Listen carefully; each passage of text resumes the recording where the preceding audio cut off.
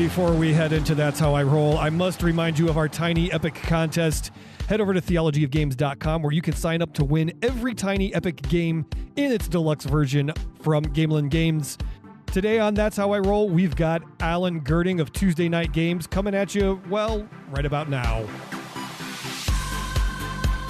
Buckle up. It's time for That's How I Roll with Jeremiah Isley, a podcast about the games we play and the lives we live. That's How I Roll is presented by Theology of Games. Visit theologyofgames.com for the latest in tabletop gaming, news, reviews, and interviews. And now, here's Jeremiah.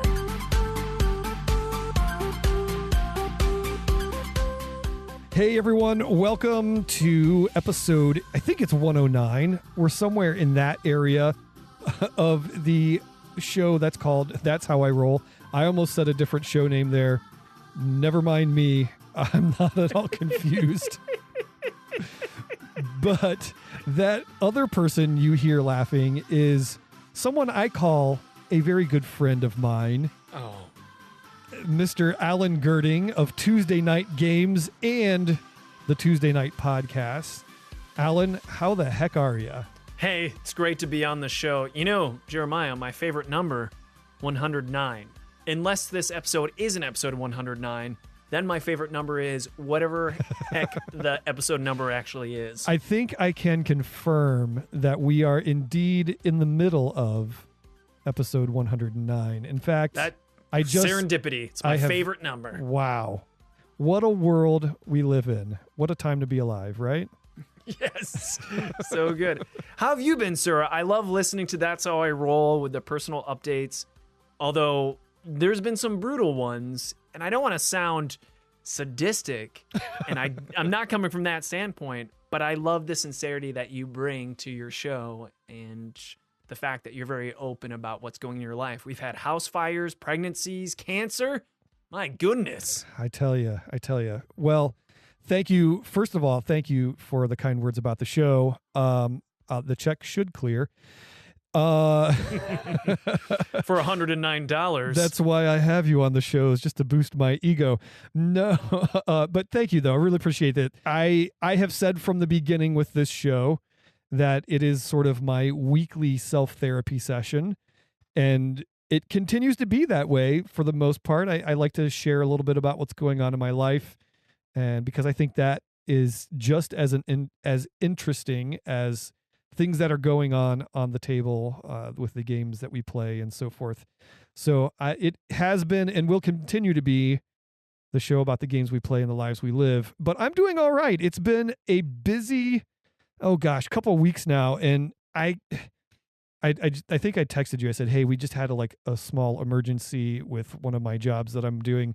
I really can't share the details of it, but it is about... Because it's illegal. Well, Pretty soon people are going to accuse you of scripting your life with all these things that come up. I wish it was, but I'll just say this. If you listened to the last couple shows, you know I'm working a live theater production right now. It is about, it's not a small emergency. It is about as catastrophic of an emergency as you can have. So I will leave it at that. Well, can you at least tell us if anyone died? Nobody died, but there is is somebody unavailable, and they're out. And someone who was going to be relied upon is now out. And at 8:11 p.m., we don't have a replacement for a show that goes up at 10 a.m. for a school matinee tomorrow. So I will leave it at that. I don't want to air dirty laundry, but. Are you trying to ask me to put my acting cap on and head on down to wherever your show is and be the emergency fill-in? Is that what you're asking me? Is that what this whole thing is? I think lawsuits would ensue if that happened. Maybe I shouldn't be laughing, but... Yes. So that's a little bit of the update. I guess that could be the word on the street, my side of the story here.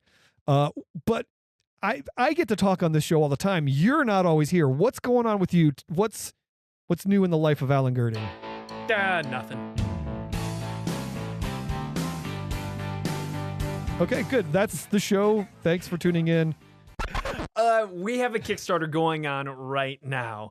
And when I say we, what I really mean is a gentleman by the name of Chance Phillips and Don Stroud and Sean McCoy for the most part. And we have Fiona Geist is also contributing editor. Basically, this team that works with Tuesday Night Games making A Pound of Flesh.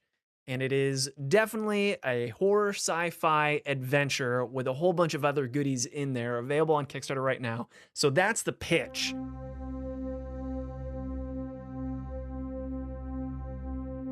So if you like Aliens or Prometheus or Event Horizons, maybe I shouldn't mention Prometheus, but anyway, Event Horizon is definitely a good example, then you'd probably like Mothership, our sci-fi horror role-playing game.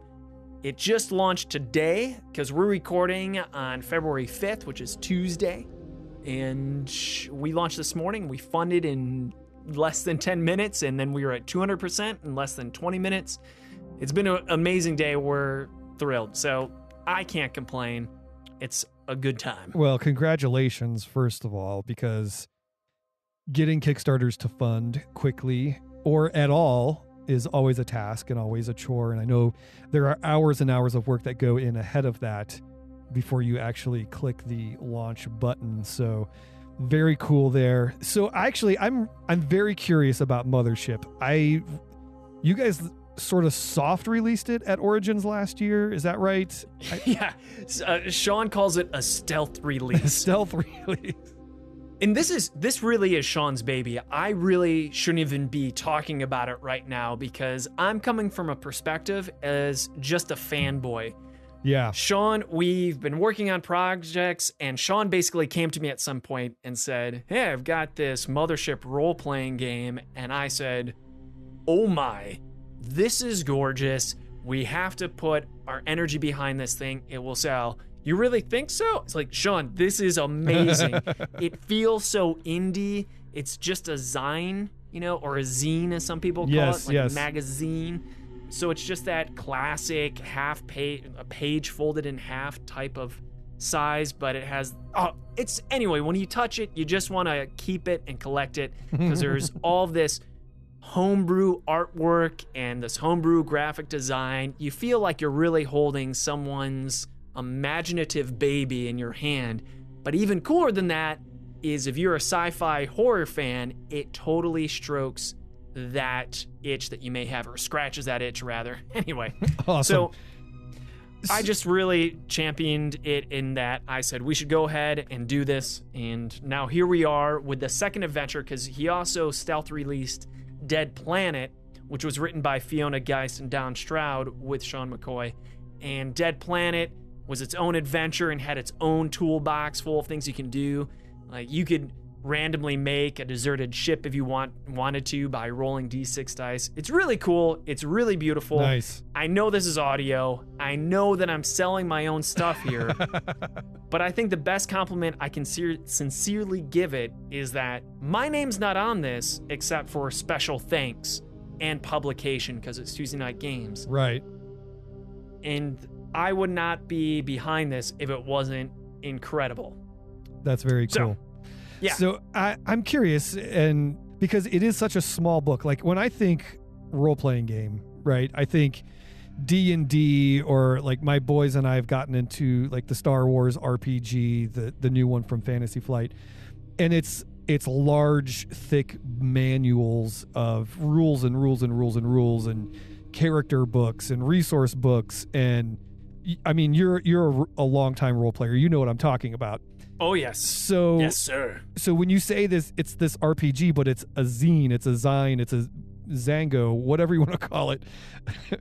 How does that work? Is it just really super streamlined mechanics and gameplay system, or I help me understand a little bit how that works? I think you already have a pretty good understanding with just what you muttered right there. Okay. Some people have asked us, what the hell is Tuesday Night Games at this point? Because we came out with 2 Rooms and a Boom, then World Championship Russian Roulette, and that kind of made sense because they were slightly edgy themed, definitely World Championship Russian Roulette. Right. But then you come out with a kids game after you came out with expansions for 2 Rooms and a Boom. That's not Lemonade. Like, what is it? And now you're coming out with a role-playing game? What is the common thread here? What is Tuesday Night Games? And the answer to that is pretty simple. And the main word is social, but also streamlined as you can. We want to get rid of all of the unnecessary barriers to entry. Trim the fat. Trim the fat. Yeah. So we want people to be able to get in, have some fun, and get out. 2 rooms and a boom. Plays 30 players in 10 minutes. Right. Get in, get out. That's Not Lemonade, same thing. World Championship Russian Roulette probably has the biggest learning curve, and yet that learning curve, you can learn pretty much as you're playing the game because everything's right there in front of you. Apply that concept to role-playing games. Sean has a very specific designer's guide. So if someone out there is a big fan of Mothership and they want to pitch us an adventure that they've written, there are some guidelines that need to be followed. And one of those things, there's so many examples, but one thing is when you have non-player characters, NPCs, the most annoying thing you can do is give them really long, multi-tiered names that sound similar to one another. Like you've got Adam, you've got Alex, you've got Alan. You're already asking for problems. People are going to mix those up. Right. So instead, make sure you simplify the names, which I already did. Adam, Alex, Alan, those are pretty simple names. But instead of having them similar, have it like Adam, Barry, Cougar. That sounds generic, but realistically, it makes it as streamlined as possibly can be for the Dungeon Master, which in Mothership we call the Warden, but also the players experiencing the adventure. Now that sounds really nitty gritty, but that's the point. It's these simple things that a lot of people kind of wish for in the back of their mind that when it's actually on the table, makes it so much more relaxing. Oh, I was just going to give one more example, go for it. That is the character sheet. We get a lot of compliments on the character sheet for Mothership because typically with almost all role-playing games I've seen, you pretty much have to go through an educational crash course on how to fill out a character sheet. You got to roll these dice. You got to turn to this page. You got to choose from this list of whole things. But it's totally streamlined in Mothership where it actually goes in a flow chart. It may seem overwhelming at first when you just look at this one-page character sheet, but then if you just break it down step by step, it actually says step 1, roll these dice, you get these attribute points. Step 2, choose only one of 4 classes. You can be a Marine, so think Aliens 2, getting in there, kicking some butt. You could be a scientist, so that's more of like the Prometheus or Event Horizon, more traditional astronaut because we typically send scientists up into outer space. We also have a Teamster, which is more Ripley from Alien or Aliens, basically a union worker that's working for the Man, which is the company that sends them up, like the Wayland Corporation. And so they're just really good with machines and moving stuff around. But then you also have the Android. Ooh, I love the Android. So it's just, you choose one of these 4 things. The cool thing about the Android is you're always hooked up to the corporation. Think of a paladin that has this fierce loyalty to some deity. Right. Well, that's the Android, except instead of worshiping some god or something like that, it's the corporation. You are really programmed by the corporation, and typically you live by that programming. So a lot of people hate the androids because their loyalty may be more towards the company objective than the players themselves. And this adds in that social aspect you can expect from Tuesday Night Games because there's already this horror even amongst the players, perhaps. You're supposed to work as a team, of course, but maybe some of you don't have the team's interests primarily in mind. Anyway, yes. Wow. So, okay, I got one more question on this, and I have other questions that I want to get to you on. But how, like, okay, if somebody were to buy the base zine version of Mothership, yes, how much gameplay is in there? Is it one adventure, like an hour, one night, and you're done? Is it several hours worth? How does that work out? And then obviously with each adventure, kind of break that down for us a little bit. It's a great question because the last thing I want anyone to be is overwhelmed. What exactly do I need to start? If you can come up with your own adventure seeds and your own storylines, all you need is the Mothership base book. And keep in mind, this is still pre-alpha release. This isn't even the final version because we weren't even sure we were going to release this. We just stealth released it and it caught like wildfire. So you have the basic rules to play for everybody, but you'd have to come up with your own story as a warden with the base game. And that was the biggest feedback we got was, hey, well, I don't want to think. Can I just have an adventure I can follow? Sure. So that's why they created Dead Planet and now A Pound of Flesh. Those are where the adventures are in. And it's not just adventures again, it also gives you additional tools. It's an old school renaissance for role-playing games where you have a whole bunch of charts that we provide. Other things where on A Pound of Flesh, you can easily create a space station in a matter of minutes, or you can really spend your time at home if you have hours to prepare and really come up with an elaborate space station if you'd like. So whatever your game mastering, game playing style is, you'll find it in Dead Planet or in Mothership. But here's the beautiful thing, and this is the honest sales pitch, but the truth. You can pay what you want to get Mothership, which means if you really wanted to, you can get the base rules for free and just check it out. But ideally, maybe you feel guilty and you want to give us a little scratch to support Tuesday Night Games and the authors, because it's not just Sean at this point. We also have Don Stroud, Fiona Geist, we have Chance Phillips, these very talented people working on this. We have editors, because it's a book thing. So if you want to donate, that definitely helps. But you don't have to if you don't want to. You just want to check it out.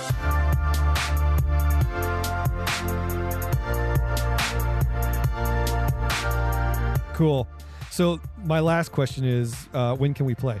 Because you want to get together and play some Mothership? I totally do. And actually, it's funny because my buddy AJ, who is one of the hosts on the Theology of Games I know podcast, AJ, but you're probably talking to your listeners more than you're talking to me at this point. Well, maybe a little both. But AJ, he's asked me more than once. He's like, hey, do you think you could get a hold of Mothership? It sounds like it's really cool. He's always been kind of interested in dabbling in role-playing games, but not like super heavy Dungeons and Dragons. And Jeremiah, how about this? And I'm not just blowing smoke up your bum when I tell you this. Yeah, lay it on I've me. been working on my own adventure because I'm so excited about Mothership. And I'll even tell you, I haven't even said this on our own podcast yet. Ooh, it's exclusive. Yeah. First dibs, You sir. heard it here, right? You heard it here first, folks. The tentative name is Circus on the adventure that I'm working on. And man, what a golden opportunity to playtest that. And then you and AJ and whoever else we can get involved, maybe they can get their name in as a playtester for this module. So I would love to run that at some point between all of the busy things that we have going on before I publish it. So that would be a great motivator for me to get it thoroughly finished and ready to hit the table for you all, so we can all test it out before I even approach Sean with it, because he'll probably tear it apart with a style guide and say, it's not good enough. Back to the drawing board. But you can help me get there. Awesome. Sign me up. Let me know when you want to do it. Yeah, I'm on it. So outside of Tuesday Night Games and Tuesday Night Podcasts and everything, how's life for Alan Gerding and the Gerding household? I think no one should ever feel sorry for me because my primary job is I'm a psychology professor at Cuyahoga Community College. Tri-C, baby. And I love my job so much that when I wake up every morning, I'm genuinely excited to get to work, teach my students, and I have a successful game company that is a hobby. I get to work with my best friends and other friends in the industry. It's a very gilded life. So don't feel sorry for me. It's great. Of course, I have personal tragedies and obstacles that occur, but big picture, the Gestalt look at it, zoomed out, life is sweet. But thank you for asking. Awesome. Glad to hear it. And I'm not trying to rub salt in your wounds because it's I fine. know I'm just your scripted wallowing. adventure you have going on constantly. So no, as much as I have going on that is hard to deal with and tragic at times, I too am living the life. And I'm very grateful that I have the opportunity to do the things that I do as well. So I hope I never come off as ungrateful or just a sad sack. You never do. Okay. Again, good. More credit to you because you were a soldier. If anything, you laugh at it. You come at it with a very genuine human response. You share the pains, but you don't dwell on them. And you always have that positive spin where it's a learning lesson. So keep up the good work, sir. Thank you, sir. All right, now I don't know if you've heard the last couple times I've had people on the show. I've started this thing where I call it the That's How I Roll segment. I have a list of 20. How about that? I have in front of me a list of 20 artisanally curated and crafted questions. And I hold in my hand a D20. I will roll this D20 any number of times and ask you the corresponding question to what I roll. And I'll probably ask you a few extras, and I'll use those as extra bonus content on our Patreon page. Smart. And it's fun. So, hey, I'm a patron of yours because I already said I like your show, and I wasn't lying. I wouldn't be a patron on Patreon if I didn't believe in it. You have put your money where your mouth is. Roll that dice, sir. Should I answer them as quickly as I can or as smartly as I can? The choice, I can't do both. The choice is up to you. I would say maybe a mix of the two, depending on what the question is. Pressure's on. I'm ready. All right, here we go.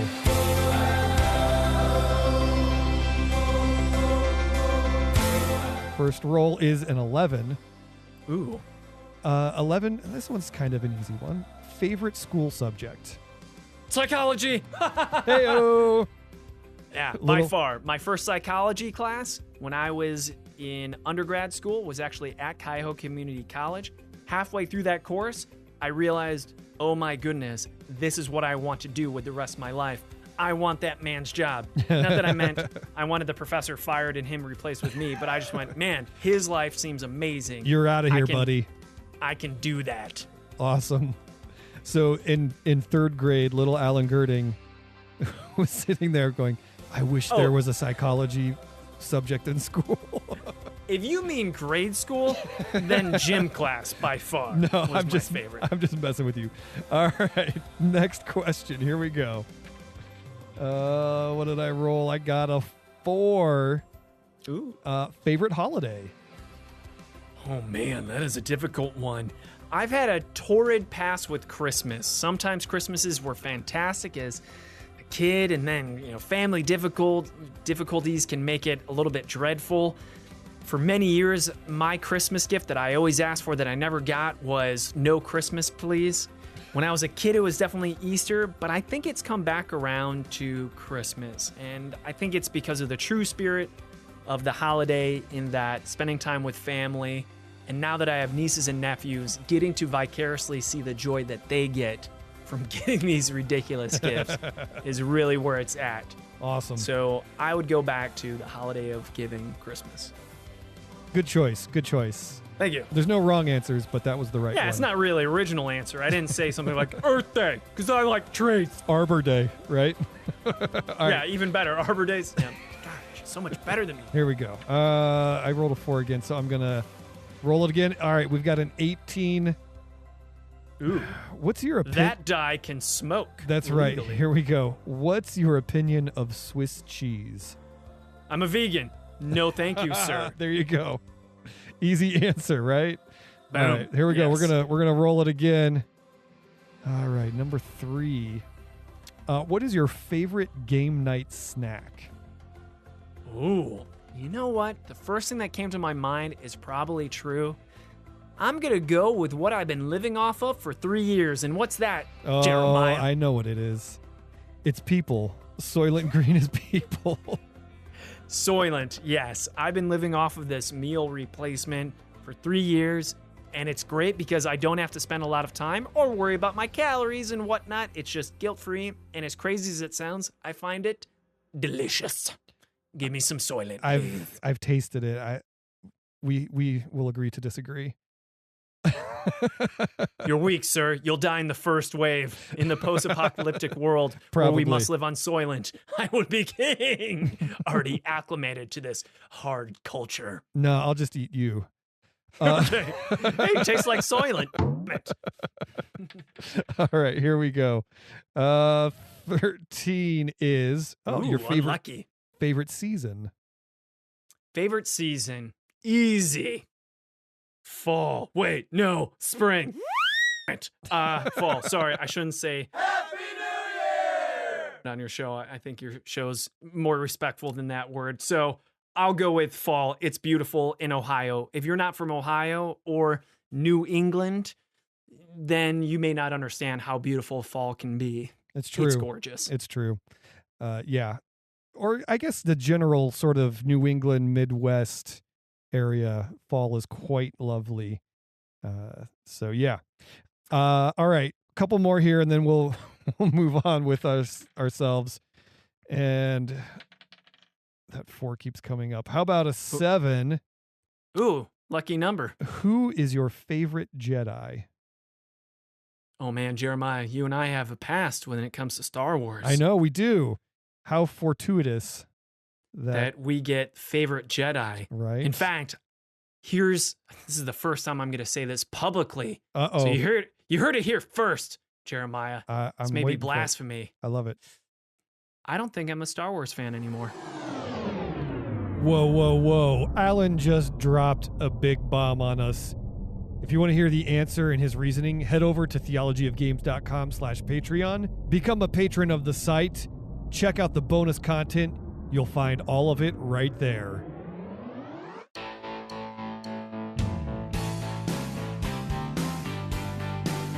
Well, I think we are out of time. So, hey, you know what? If I told you that I disagree with all of your opinions, what would you say in response, Jeremiah? I would say good night, everybody. I was fishing for your usual outro, which is where you say, sorry, son. Before we get to that, I was going to give you a chance to go ahead and let everybody know where they can find you online, where they can find Tuesday Night Games. Give all the details of the Kickstarter, where they can find this stealth version of Mothership. Go ahead and lay it all out for us, and then you can set me up. I'm so sorry. I tried to finish too soon. I apologize. Unless you don't want to do the sales pitch, I'm cool with that. No, I'll do the sales pitch. It's fine. I appreciate the plug. Yeah, just check out Kickstarter. You can either look up Tuesday Night Games. You can look up me, Alan Gerding, ALANGER-DING. But the easiest thing to do is check out A Pound of Flesh from Mothership. As far as our podcast, it's Tuesday Night Podcast. It's on all of your podcast providers. And our company is Tuesday Night Games. We made 2 rooms in a boom. You can follow us on social media at PlayTKG, or you can send us emails if you have any inclination to do so. You can do that podcast at TuesdayNightGames.com. And that's pretty much all of it. Thank you for letting me bore your listeners with my plugs. I appreciate it. You're a true friend. Well, you really owe me when my stats drop after this one. So, but anyway, thanks. No, I really appreciate it. Always a pleasure hanging and chatting with you. And we're going to play Mothership soon too. So, all right. But I have a question for you, Jeremiah. What's this question you've been dying to ask? All of your opinions that you share in your podcast, I disagree with them. I say, no, sir, you're wrong, sir. I would say, Alan, thanks for being on my show, but I'm sorry. I'm Jeremiah Isley, and that's how I roll. I love it. Thanks for rolling with us today. That's How I Roll is produced by Jeremiah Isley and brought to you by Theology of Games. If you liked what you heard today, take a minute to subscribe, rate, and review us on iTunes. Thanks for tuning in, and drive safe.